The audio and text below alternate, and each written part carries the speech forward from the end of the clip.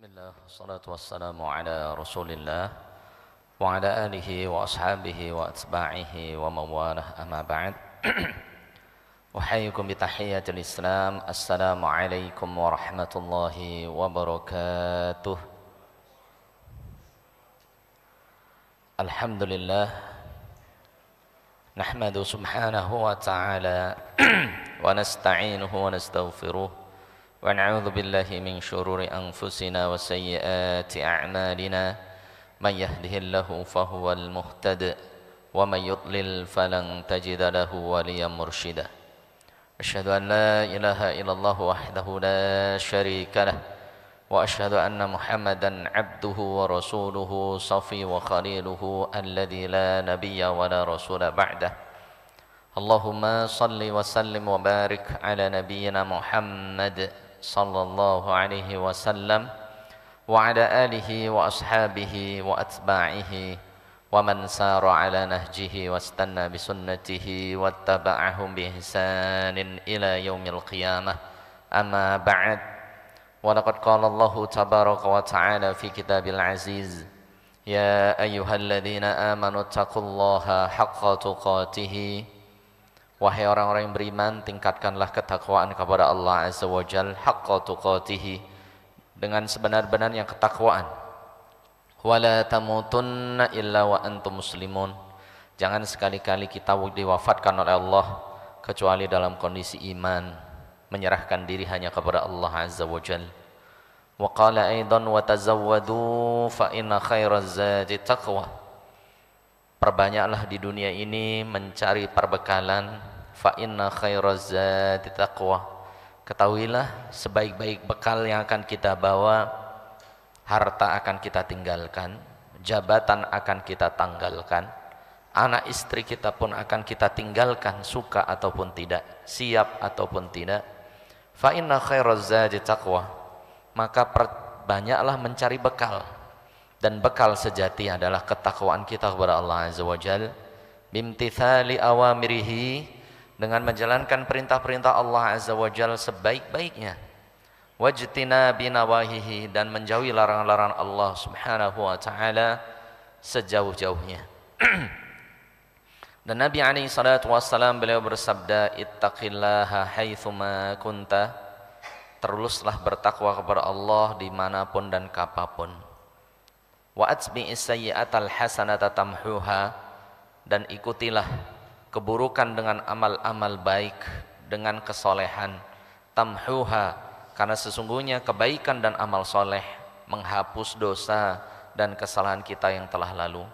Wa khaliqin nasa bi khuluqin hasan, dan bergaulah dengan manusia dengan akhlak yang terbaik. Dan dari Abdullah bin Umar radhiyallahu taala anhu, Rasulullah SAW akhadha bimangkibai. Suatu hari Rasulullah SAW memegang pundakku. Jadi kalau kita mau nasihatin anak, mau nasihatin seseorang, pegang pundaknya jemaah. Nah, ini akan berbeda dengan kita berbicara langsung. Akhadha bimangkibai, Rasulullah memegang pundakku. Thumma yaqul, kemudian Rasulullah SAW beliau bersabda, kun fid dunya ka'annaka gharib aw 'abiri sabil. Rasulullah berpesan kepada sahabat Abdullah bin Umar radhiyallahu taala anhuma, kun fid dunya ka'annaka gharib. Jadilah kalian di dunia ini seperti orang yang asing, jemaah. Kita tidak lama di dunia, waktunya terbatas di dunia, ya. Gharib, dan kita harusnya di dunia itu seperti orang yang asing. Aw'abiri sabil, atau jadi seorang yang sedang melakukan perjalanan. Dunia pasti akan kita tinggalkan, jemaah. Kemudian Abdullah bin Umar, beliau berkata, fa idza asbahta fala tangtadirul masa. Ketika engkau di pagi hari, jangan pernah menunda-nunda amal untuk dilaksanakan nanti di sore hari. Wa idza amsayta fala tangtadirus sabah. Ketika engkau di sore hari, jangan pernah menunda amal, baca Quran, datang ke masjid, sholat berjamaah, nunggu besok hari. Karena tidak ada yang tahu apakah kita besok masih bertemu, diberikan ruh nyawa oleh Allah atau tidak, jemaah. Wa khudh min sihatika limaradhik. Kemudian Abdullah bin Umar beliau melanjutkan, pergunakan kesehatan yang Allah berikan untuk memperbanyak ibadah kepada Allah Azza wa Jal limaradhika, sebelum datang masa sakitmu. Mumpung kita masih diberikan kesehatan, bisa berjalan ke masjid, bisa membaca, bisa mendengar, pergunakan semua nikmat itu sebaik-baiknya sebelum datang sakitmu. Wa hayatika qabla mautik, dan terakhir pergunakan umur yang Allah berikan sebelum datangnya kematian. Jamaah Masjid Nurullah rahimani wa rahimakumullah, a'azzani wa a'azzakumullah, maka Allah Subhanahu wa taala, alhamdulillah segala puji bagi Allah Subhanahu wa taala alladzi bi ni'matihi tatimmu shalihat. Karena nikmat-nikmat yang Allah berikan kepada kita tatimmu shalihat, tiada lain nikmat itu adalah untuk memperbanyak amal soleh. Tsumma latus'alunna yawma idzin 'anin na'im. Sesungguhnya semua nikmat akan ditanya, akan diminta pertanggungjawaban oleh Allah Subhanahu wa taala. Kedua kalinya salawat dan salam tak lupa senantiasa kita bacakan kepada Nabi kita, Nabi besar Muhammad sallallahu alaihi wasallam, wa ala alihi beserta keluarganya, wa ashabi sahabat-sahabatnya, wa atba'ihi pengikut-pengikutnya, wa man tabi'ahum bi ihsanin ila yaumil qiyamah, dan orang-orang yang selalu mengikuti jejak langkah Rasulullah sallallahu alaihi wasallam sampai yaumul qiyamah. Allahumma ja'alna minhum, semoga kita diaku menjadi umatnya Nabi Muhammad sallallahu alaihi wasallam sehingga kita bisa mendapatkan syafaat beliau nanti di yaumil qiyamah. Amin ya rabbal alamin. Jamaah rahimani wa rahimakumullah, kita lanjutkan materi kita jemaah, yaitu ad-da'awat al-mustajabah, doa-doa orang-orang yang akan diijabah oleh Allah Subhanahu wa taala. Yang pekan lalu sudah kita sebutkan, yaitu da'watul madlum, doa orang-orang yang teraniaya ya. Sedikit mereview, jadi sekali lagi, kezaliman yang paling banyak jemaah itu adalah apa jemaah? Merokok. Mohon maaf ya, bagi jamaah atau siapapun yang masih merokok, jangan sekali-kali ya merokok, apalagi di depan umum jemaah ya, karena itu termasuk kezaliman dan sudah kita sampaikan. Bahkan Rasulullah sallallahu alaihi wasallam beliau bersabda, man akalal basala awil thauma awil quratha fala yaqrabanna musallana. Barang siapa seseorang yakulul basal, dia memakan bawang putih, wa thauma, bawang merah, wal quratha, dan juga daun bawang, fala yaqrabanna musallana, jangan sekali-kali orang ini masuk masjid. Padahal bawang merah, bawang putih, daun bawang, apakah menyebabkan kanker jemaah? Makan bawang menyebabkan impoten, gangguan hamil, janin, paru-paru, jantung? Tidak. Tapi Rasulullah SAW bersabda, fala yaqrabanna musallana, orang yang memakan bawang merah, bawang putih, daun bawang, jangan sekali-kali masuk masjidku. Padahal tidak menimbulkan mudarat. Adapun rokok, wallahi menimbulkan bahaya, betul? Jantung dan lain sebagainya jemaah. Namun masih banyak ya, di antara kaum muslimin yang mohon maaf, bahkan dia merokok di dalam masjid jemaah. Orang yang makan bawang merah, bawang putih, daun bawang, jangankan masuk masjid. Rasul bersabda, fala yaqrabanna musallana, jangan sekali-kali mendekati. Mendekati saja mohon maaf tidak boleh jemaah. Tidak boleh. Kenapa jemaah? Rasulullah SAW beliau bersabda, fa innal malaikata tata'adza, sesungguhnya malaikat-malaikat yang ada di masjid tata'adza, mereka merasa tidak nyaman, mereka merasa tersakiti, mereka terdolimi, kama yata'adza minhu banu Adam, sebagaimana anak Adam tidak suka dengan bau bawang merah, bawang putih ataupun daun bawang. Gak suka cuma ya. Jadi malaikat itu ada di masjid juga ya. Mereka mencatat siapa yang datang pertama salat berjamaah, siapa yang datang terakhir, siapa yang enggak hadir, dicatat semuanya jemaah. Malaikat-malaikat yang di dalam masjid yang diperintahkan oleh Allah untuk mendoakan orang di masjid itu pun merasa teraniaya, terzalimi dengan orang yang makan daun bawang, bawang merah, bawang putih. Dan yang lebih ngeri jemaah, ini ada jamaah yang ngerokok berjamaah juga di masjid. La haula wala quwata illa billah. Ngerokok di rumah sakit saja kalau ketahuan dikejar security, betul? Ini di rumah Allah, tempat paling suci, tempat paling sakral di muka bumi bagi umat Islam adalah rumah Allah. Bagaimana ada seseorang yang bisa merokok di sekitar masjid, jemaah? Malaikat yang ada di masjid merasa terzalimi, teraniaya. Begitu juga anak Adam, manusia. Mohon maaf kalau sebelah kanan kiri kita ada yang bau bawang. Ya, kalau orang Arab tuh sukanya makan bawang gitu ya, bawang merah, bawang putih. Kita sholat di sebelahnya bagaimana jemaah? Apalagi bekas sujud beliau. Orang ini sujud, ya, kemudian nafasnya tertinggal mungkin di karpet-karpet, ya, gitu ya. Kemudian orang yang sholat setelahnya atau orang yang sholat di samping itu, orang tersebut terasa tidak nyaman, tidak? Gitu juga. Apalagi jemaah merokok jemaah. Ya, dan sudah kita bahas. Semoga Allah Subhanahu wa taala memberikan hidayah kepada umat muslim ya, agar lebih menjaga dirinya dari merokok jemaah. Amin ya rabbal alamin. Selanjutnya, doa siapa yang paling diijabah oleh Allah Subhanahu wa taala setelah orang-orang yang terzalimi tadi. Jadi orang yang terzalimi di bab sebelumnya adalah orang-orang perokok pasif. Ya, perokok pasif ini ya, ini ketika dia berdoa buruk kepada orang yang rokok pasti diijabah oleh Allah. Ini jemaah. Ya, pasti diijabah oleh Allah Subhanahu wa taala. Da'watul mazlum laisa lahu bainahu wa bainallahi hijab. Doa orang-orang yang terzalimi, yang teraniaya itu tidak ada penghalang antara dia dengan Allah Subhanahu wa taala. Jadi orang-orang perokok pasif ini yang mereka memang orang yang menjaga kesehatan, menghindari rokok.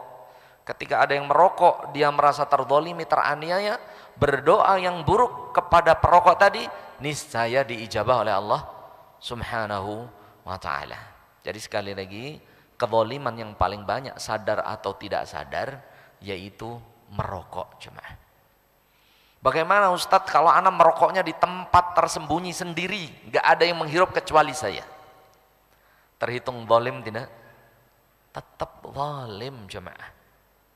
Rasulullah SAW beliau bersabda, la dororo, jangan sekali-kali merusak atau membahayakan diri sendiri. Sudah dilarang oleh Nabi. Wala diror, apalagi sampai membahayakan orang lain. Membahayakan diri sendiri saja sudah dilarang oleh Nabi SAW. Apalagi sampai membahayakan jemaah? Orang lain. Maka dosanya semakin besar. Dosanya semakin besar. Membahayakan diri sendiri sudah dilarang oleh Nabi SAW.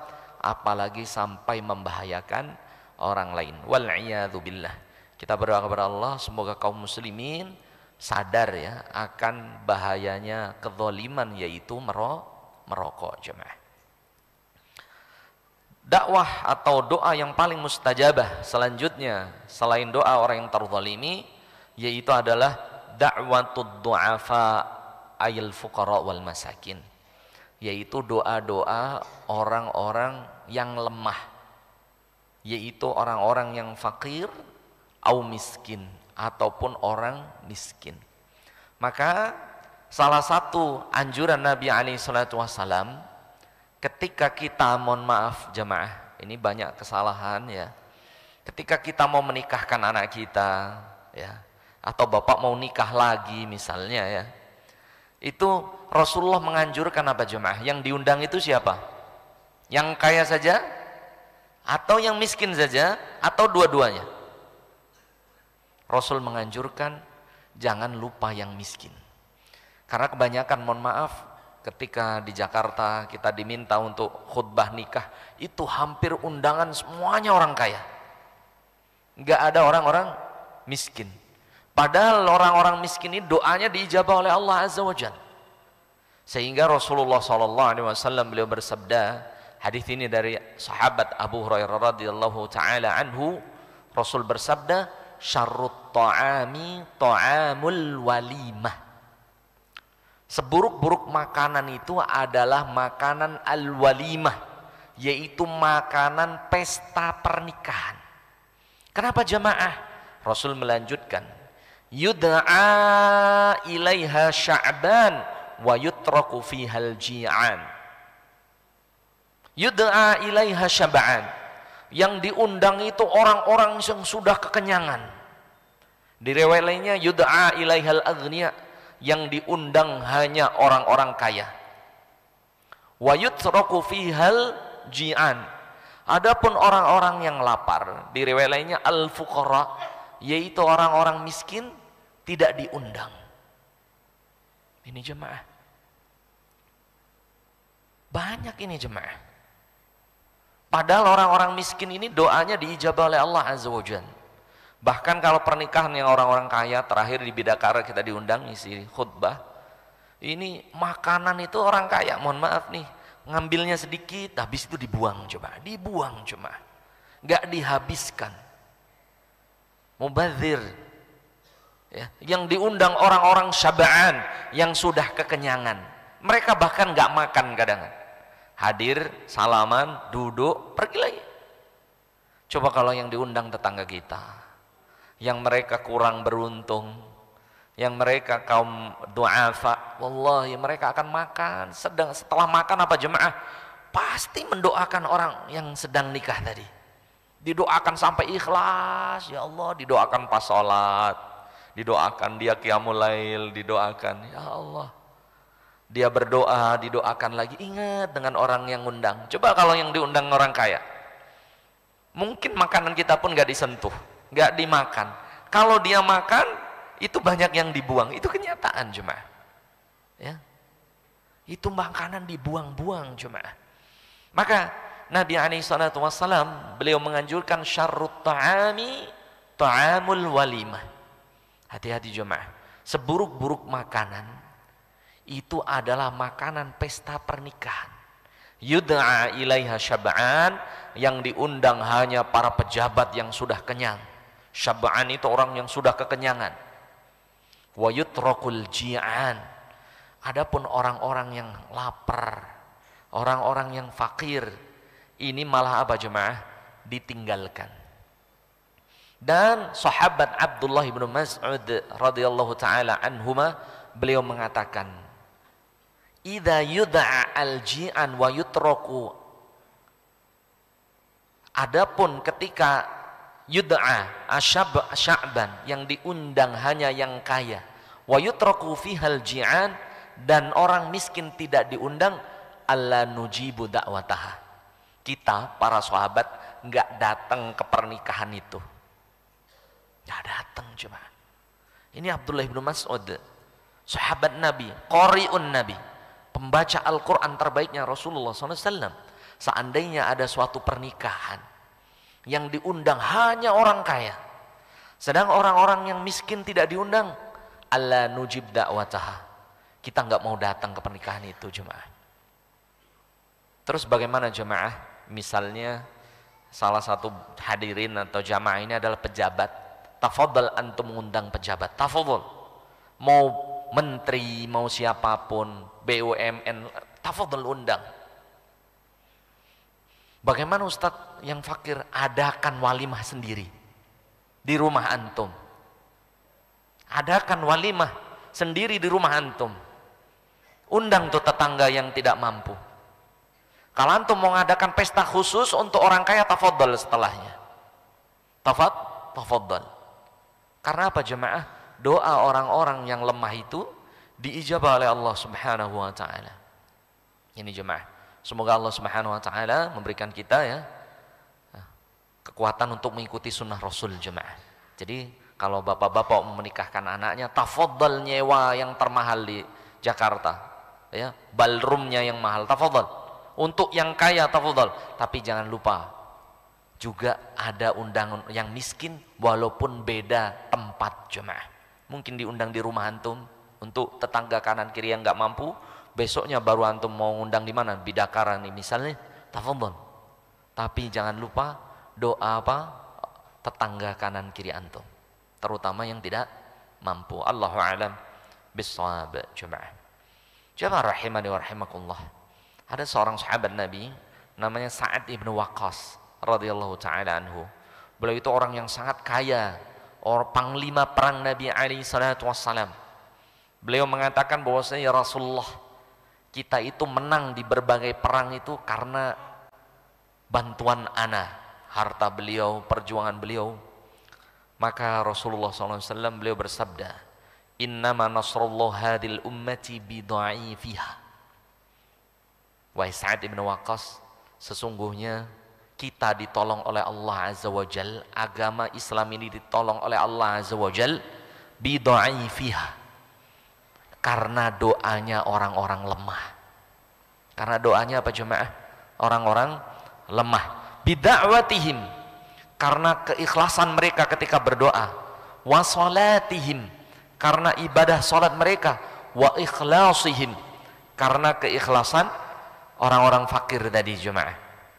Hadis diriwayatkan oleh Imam An-Nasa'i. Ini jemaah. Jadi menurut Sa'ad ibnu Waqqas, beliau itu mempunyai jasa besar, ya, dengan harta beliau, kekayaan beliau untuk menolong, yaitu apa? Agama Nabi, agama Islam. Maka Rasulullah SAW menegur, ya, Sa'ad bin Abi Waqqas.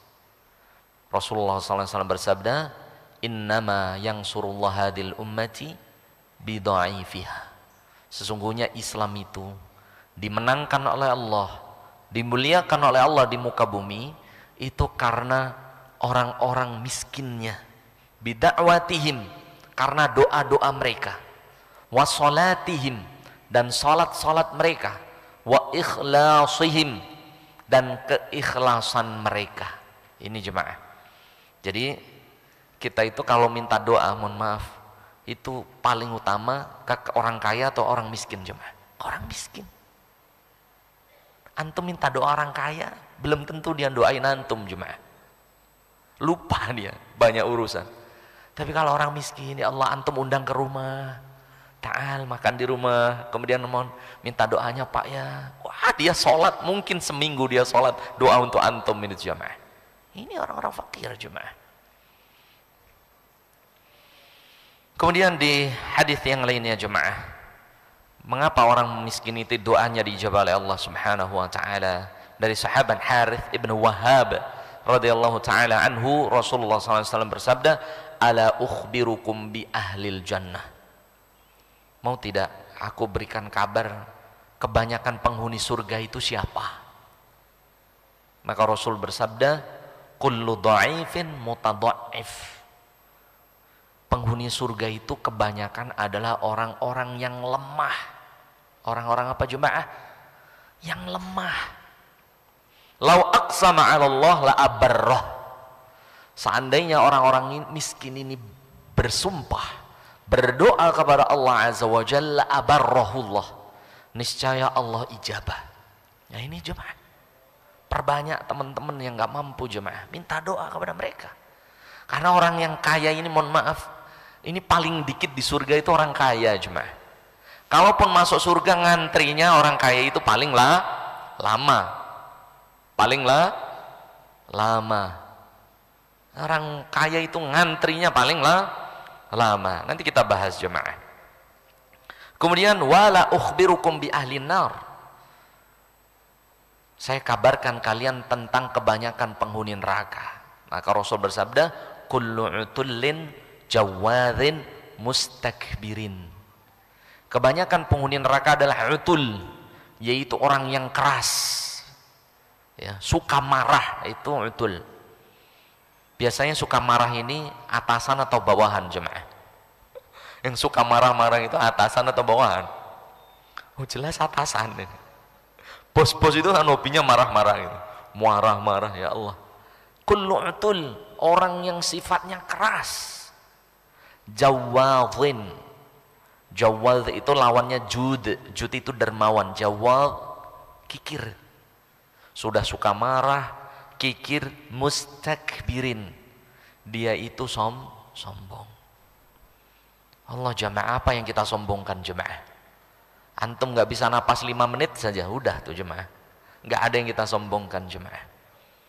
Pertanyaannya jemaah, harta kita dengan besok kita bisa bangun pagi, mahalan mana jemaah? Antum dikasih misalnya duit 1 miliar, tapi besok pagi nggak bisa bangun, milih mana jemaah? Milih mana jemaah?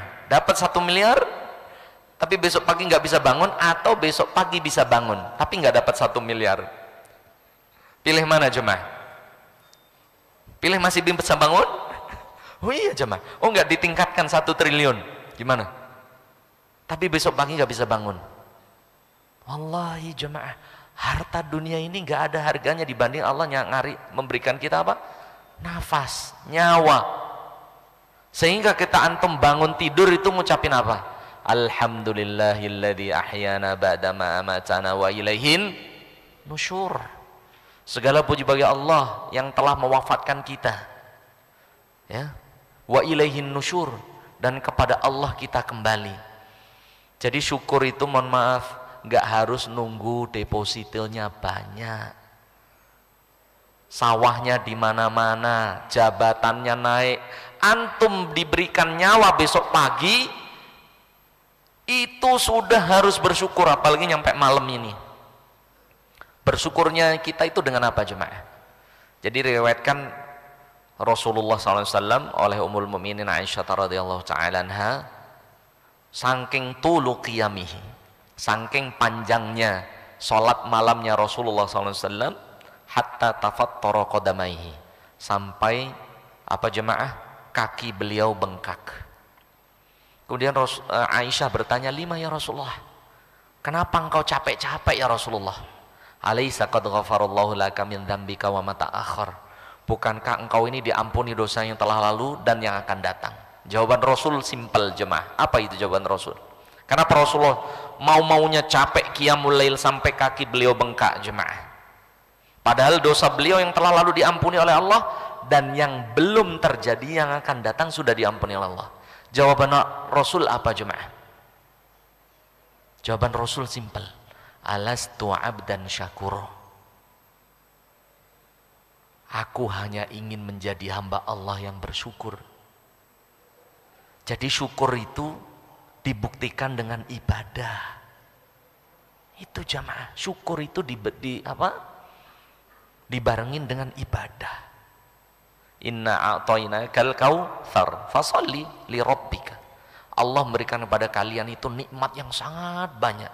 Perintah Allah cuma 1, 2. Di sini apa? Fasalli li rabbika. Salat. Jadi tanda syukur kita itu salat, Pak. Kalau kok kita gak salat, itu gak ada syukurnya sama Allah Azza wa Jalla. Jantung kita berapa jemaah yang pernah ada pasang ring? Periksa. Ya Allah, kita diberikan ruh, bangun tidur masih bisa bernapas dengan sehat. Kita diminta oleh Allah cuman apa jemaah? Fasalli li rabbika. Salat. Itu tanda syukur.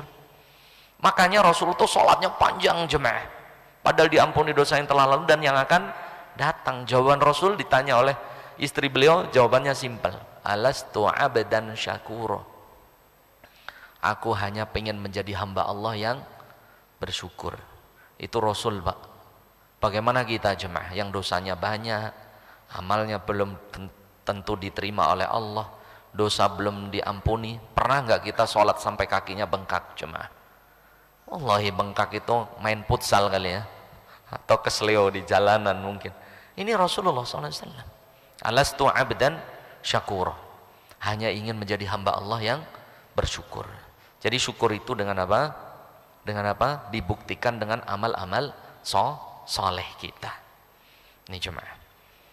Kenapa jemaah orang-orang fakir itu jemaah diijabah oleh Allah doanya? Ya, dari Abu Hurairah radhiyallahu taala anhu, Rasulullah SAW bersabda, ini bukan nakutin orang kaya jemaah, tapi ini hadis Nabi SAW. Yadkhulul fuqara'ul mu'mininal jannah qabla aghniyaihim binisfi yaumin.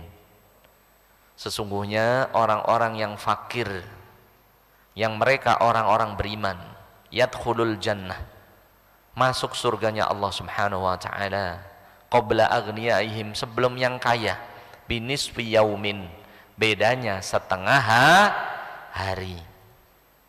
Maka orang-orang yang kaya ini perbanyak minta doa kepada orang miskin. Karena orang miskin ini masuk surga lebih dulu daripada yang kaya setengah hari. Wa huwa khamsumi'ati am, yaitu perbedaannya 500 tahun. Sebagaimana Allah Ta'ala berfirman surat Al-Hajj surat kedua-dua ayat 47, wa inna yawman 'inda rabbika ka alfi sanatim mimma ta'uddun.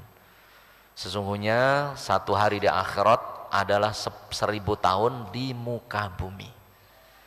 Jadi para sahabat yang kaya jemaah, Utsman bin Affan radhiyallahu taala anhu, Abdurrahman bin Auf, Sa'ad bin Abi Waqqas, ini mereka minta doa kepada ahli sufah.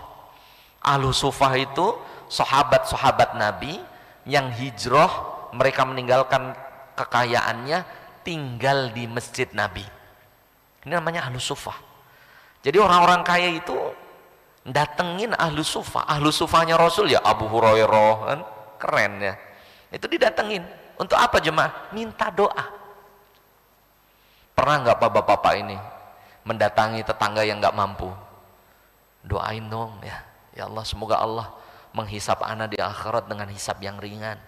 Pernah nggak jemaah? Antum ngundang fakir miskin ke rumah, minta doa ke mereka. Karena doa orang-orang fakir ini diijabah oleh Allah. Mereka itu kebanyakan penghuni surga itu fakir miskin. Kemudian orang-orang fakir masuk surga lebih dahulu daripada yang kaya setengah hari. Gitu ya. Kemudian salah satu doa Rasulullah SAW, Allahumma inni as'aluka fi'lal khairat wa tarkil munkarat wa hubbal masakin. Ini doa Rasul. Allahumma inni as'aluka fi'lal khairat. Ya Allah, aku memohon kepadamu untuk dipermudah melaksanakan kebaikan-kebaikan. Wa tarkil munkarat, dan ya Allah jauhkan aku dari keburukan-keburukan. Wa hubbal masakin, ya Allah jadikan diriku itu cinta dengan orang-orang miskin. Karena kadang-kadang kita itu temennya itu orang kaya semua, betul. Padahal orang kaya sama nasibnya nanti. Masuk surganya terlambat setengah hari. Jadi perbanyak teman-teman yang miskin. Kemudian Aisyah bertanya, lima ya Rasulullah, kenapa ya Rasulullah kok ada doa hubbal masakin, senang dengan orang miskin? Rasul bersabda, yadkhulul fuqara al jannah arba'ina kharifan qabla agniya. Sesungguhnya orang-orang fakir masuk surga lebih dulu arba'ina kharifan, 40 tahun qabla agniyaihim, sebelum yang kaya. Betul tidak jemaah? Betul tidak? Misalnya orang kaya punya dosa, orang miskin punya dosa, dua-duanya korupsi, masuk KPK, kira-kira yang bakal diusut lama yang kaya atau yang miskin jemaah? Hah? Oh, yang miskin malah. Yang diusut semakin rumit, semakin lama ya yang kaya. Karena Rasulullah SAW bersabda, akan ditanya oleh Allah, min aina iktasabahu. Setiap rupiahnya kan ditanya oleh Allah, dari mana sumbernya? Setiap rupiah jemaah. Bagaimana kalau duit kita misalnya 100 juta di bank, 1 miliar, 2 miliar berupa mobil dan lain sebagainya, kira-kira ngitungnya lama enggak jemaah? Wallahi, perhitungan Allah sangat lama jemaah. Wa wudi'al kitab, Allah Ta'ala berfirman, fataral mujrimina mushfiqina mimma fihi yaquluna ya wailatana ma li hadzal kitab la yughadiru saghiratan wala kabiratan illa ahsaha wa wajadu ma 'amilu hadira wa la yadhlimu rabbuka ahada. Di surat Al-Kahfi. Jadi Allah itu tidak akan lepas perhitungan Allah saghiratan, baik hal-hal yang kecil, wala kabiratan, apalagi hal yang besar, illa ahsah, kecuali semuanya ada catatannya Allah. Setiap rupiah kita dari mana, itu dihisap, ada catatannya. Kemudian 1 rupiah untuk apa, itu dihisap oleh Allah Azza wa Jalla. Wa wajadu ma 'amilu hadiru, dan semua yang kita nanti kerjakan di dunia ada di depan kita. Wala yadhlimu rabbuka ahada, dan Allah tidak pernah berbuat zalim sedikit pun kepada hambanya. Ini jemaah, ini ya, perbanyak teman-teman orang yang kurang mampu jemaah ya, karena orang-orang yang kurang mampu mereka masuk surga lebih dahulu daripada yang kaya. Dan di riwayat lainnya dari sahabat Sa'ad ibn Waqqas radhiyallahu ta'ala anhu, Rasulullah SAW bersabda, hal tansuruna wa turzaquna illa bidu'afaikum. Hal tunsarun, bukankah kalian ditolong oleh Allah, wa turzaqun, kalian dititipi rezeki, illa bidu'afaikum, semua itu karena orang-orang fakir di antara kalian. Makanya adanya zakat itu jemaah. Jadi Allah memberikan harta, memberikan kekayaan, memberikan jabatan, apalagi sampai nisab jemaah, 85 gram emas ya. Kalau uang 1 juta ya 85 juta ya. Semua itu adalah untuk menolong kanan kiri kita jemaah yang tidak mampu. Orang-orang yang tidak mampu nanti berdoa kepada Allah agar hisab kita diringankan. Jadi kita itu bekerja samanya demikian jemaah. Jadi kita butuh orang fakir sebagaimana orang fakir butuh kita. Orang fakir butuh bantuan kita, betul tidak di dunia? Orang fakir butuh bantuan kita tidak di dunia? Oh iya. Mereka berhak mendapatkan zakat, mereka mendapatkan sedekah dari kita, itu dunia. Di akhirat kita yang butuh mereka. Kita yang butuh mereka. Kalau kita di dunia nggak peduli dengan mereka, bagaimana? Kira-kira mereka peduli dengan kita nggak di akhirat? Enggak jemaah. Jadi kalau kita pengen diselamatkan oleh saudara-saudara kita yang tidak mampu, selamatkan mereka sekarang. Hal tunsaruna wa turzaquna illa bidu'afaikum. Sesungguhnya kalian nanti ditolong oleh Allah, diberikan rezeki oleh Allah di dunia, illa bidu'afaikum. Semua itu karena kalian menolong orang yang lemah. Ini jemaah, ini Islam jemaah. Agama yang selalu apa jemaah? Wa ta'awanu 'alal birri wat taqwa. Selalu saling tolong menolong dalam kebaikan dan ketakwaan. Jangan sampai haji berkali-kali, ya Allah jemaah. Haji itu sekali. Haji itu sekali, umroh sekali jemaah. Selebihnya afdolnya, mohon maaf, antum bantu fakir miskin jemaah. Cukup haji sekali. Walillahi 'alan nasi hijjul baiti man istata'a ilaihi sabila wa man kafara fa innallaha ghaniyyun 'anil 'alamin. Ayat ini ya, Ali Imran ayat 97 ini memerintahkan haji itu sekali jemaah. Kalau antum mau haji lagi, bagaimana hajinya jemaah? Di kanan kiri kita masih banyak anak yatim, fakir miskin, ya Allah. Bahkan ada seorang ibu, mohon maaf, bunuh diri dengan anak-anaknya jemaah.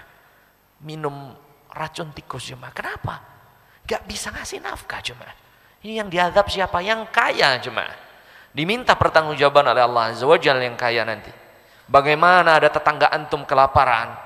Bagaimana ada fakir yatim yang tidak sekolah, yang dia tidak kenal agama? Kita ditolong oleh Allah, diberikan rezeki oleh Allah dari hadis ini karena ada orang-orang yang nggak mampu di antara kita. Ada hak orang lain jemaah. Harta kita itu jemaah.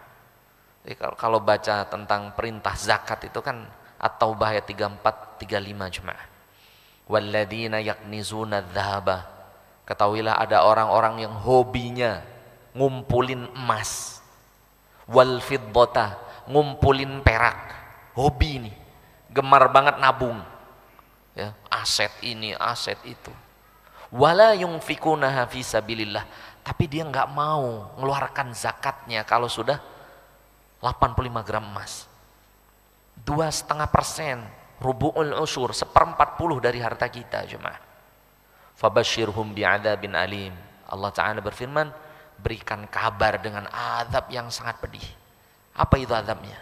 Yauma yuhma 'alaiha fi nari jahannam. Pada hari itu emas dan perak dibakar oleh Allah Azza wa Jalla. Fatukwa biha jibahuhum. Maka emas perak itu digosokkan di jidat dan muka mereka. Jadi di akhirat itu ada 2 azab orang yang nggak punya muka. Yang pertama, orang kaya yang nggak ngeluarin zakat, itu mukanya nggak ada di hadapan Allah. Sebagaimana dia di dunia nggak punya muka, dia kaya, tetangganya miskin, nggak punya muka, nggak punya kehormatan. Yang kedua, orang yang mengemis bukan karena kefakiran. Orang yang ngemis bukan karena dia terpaksa nggak punya uang, tapi sebagai kerjaan. La yujad luqmatan fi wajhi. Orang yang ngemis tadi juga tidak ada sekerak daging pun di mukanya. Jadi orang yang Allah berikan azab yang menghinakan di akhirat itu 2. Orang kaya yang nggak mengeluarkan zakat itu sama, nggak punya muka di hadapan Allah. Fatukwa biha jibahum. Ayat 35-nya, mukanya digosok oleh Allah dengan emas dan peraknya. Yang kedua, orang fakir, orang yang dia kerjaannya ngemis. Bukan karena darurat. Karena ada suatu kampung, yang satu kampung itu kerjaannya ngemis, rumahnya di kampungnya apa? Mewah. Ah ini nih. Datangnya setahun sekali di Ramadan, Idul Fitri, itu. Atau datangnya Kamis Jumat ke Jakarta. Itu kerjaan. 2 orang ini jemaah tidak punya muka di hadapan Allah Azza wa Jalla.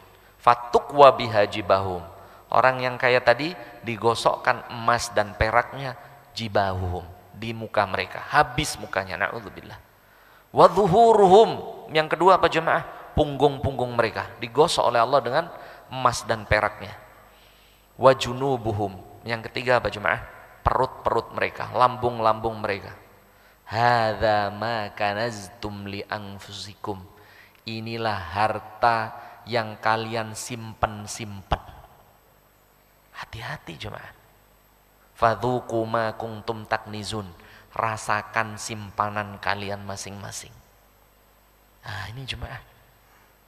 Jadi muslim itu ya, kalau seandainya negeri kita jemaah, infak, zakat berjalan dengan baik, insya Allah fakir miskin terutama kaum muslimin ini berkurang sangat drastis jemaah. Sangat drastis. Orang kaya di negeri kita ini, wallahi, cerita orang Singapura itu rumah sakitnya orang Indonesia semua jemaah. Kuala Lumpur itu yang sakit orang Indonesia semua rumah sakitnya. Orang kaya kita itu, cuman jarang yang berzakat, jarang yang peduli dengan fakir miskin. Padahal orang-orang fakir miskin, mereka itu jemaah masuk surga terlebih dahulu setengah hari daripada apa jemaah yang kaya. Ini jemaah. La haula wala quwwata illa billah. Baik. Ada pertanyaan teman-teman? Karena masih ada 5 menit untuk jemaah mungkin. Tafadhol dari Pak Ketua DKM, Pak Muhammad Madda. Tafadhol. Waalaikumsalam warahmatullahi wabarakatuh.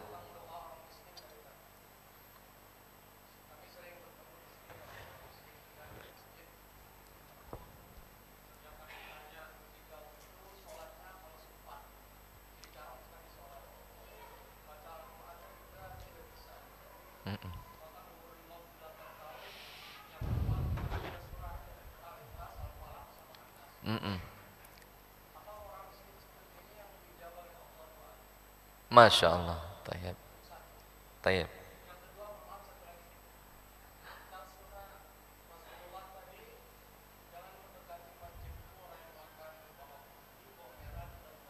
Iya.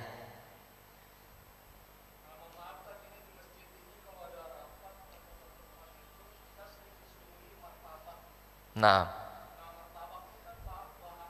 Nah. Iya. Iya betul. Tayyib. Tayyib. Barakallahu fiik. Pertanyaannya bagus ya. Masya Allah.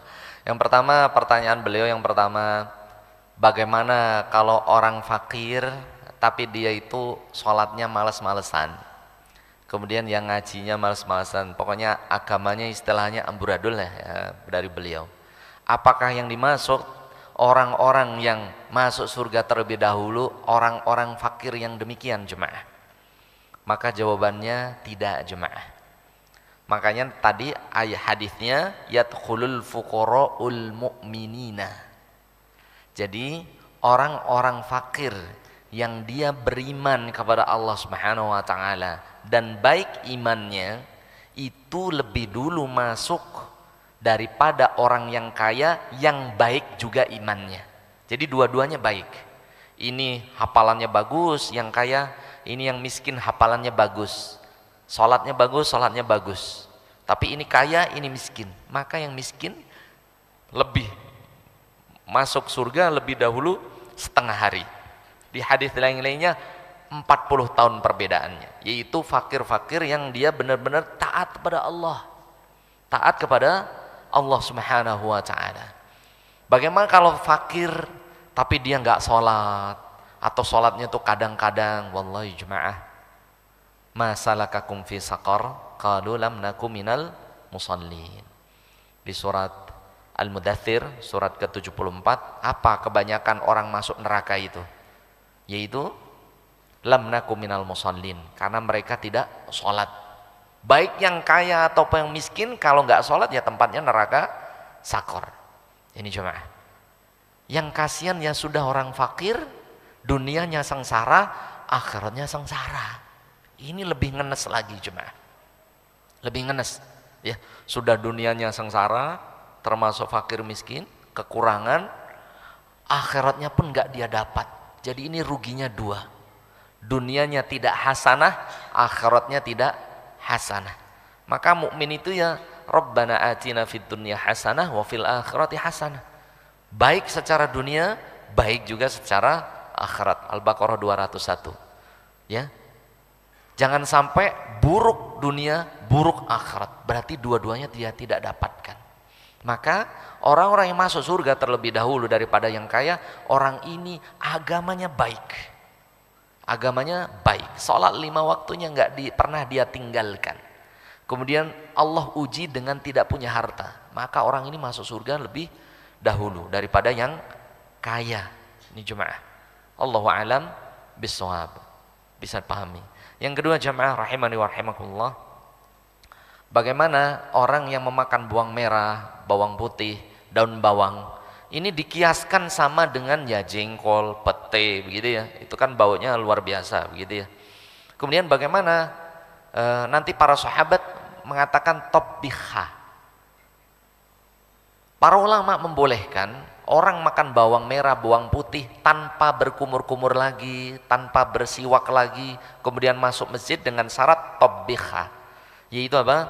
Mitha bitobbihiha, matikan bau-bau tadi dengan direbus. Nah, jadi kalau makanan itu bawang merah, bawang putih, kemudian sudah direbus, itu boleh masuk masjid langsung. Tapi kalau yang bawang merah, bawang putihnya itu masih mentah, maka dianjurkan dua hal.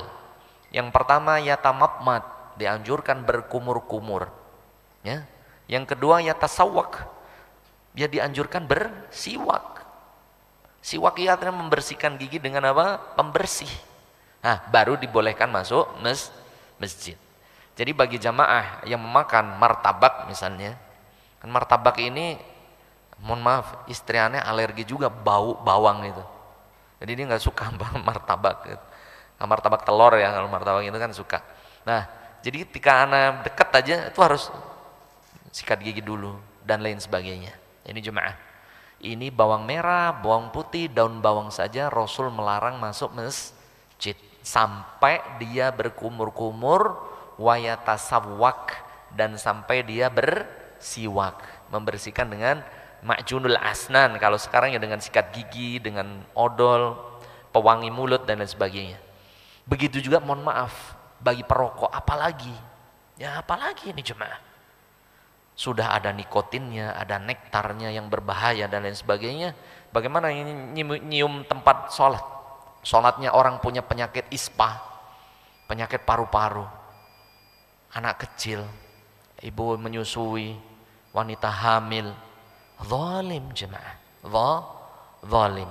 Zalim yang sangat luar biasa yang kaum muslimin kadang tidak menyadarinya. Ya semoga ada ustadz-ustadz yang masih ngerokok dan lain sebagainya. Ya semoga mereka bertobat pada Allah Subhanahu wa taala, diberikan ilmu yang sesuai dengan ajaran Rasulullah sallallahu alaihi wasallam. Allahu a'lam bissawab. Demikian jemaah, karena waktu juga sudah habis. Semoga menjadi ilmu yang bermanfaat. Allahumma inna nas'aluka ilman nafi'a wa rizqan thayyiban wa amalan mutaqabbala. Allahumma inna na'udzubika min ilmin la yanfa' wa min qalbin la yakhsha wa min nafsin la tashba' wa min da'watin la yustajabu lah. Kita akhiri dengan baca doa kafaratul majlis. Subhanakallahumma wa bihamdika asyhadu an la ilaha illa anta astaghfiruka wa atubu ilaika. Wassalamualaikum warahmatullahi wabarakatuh.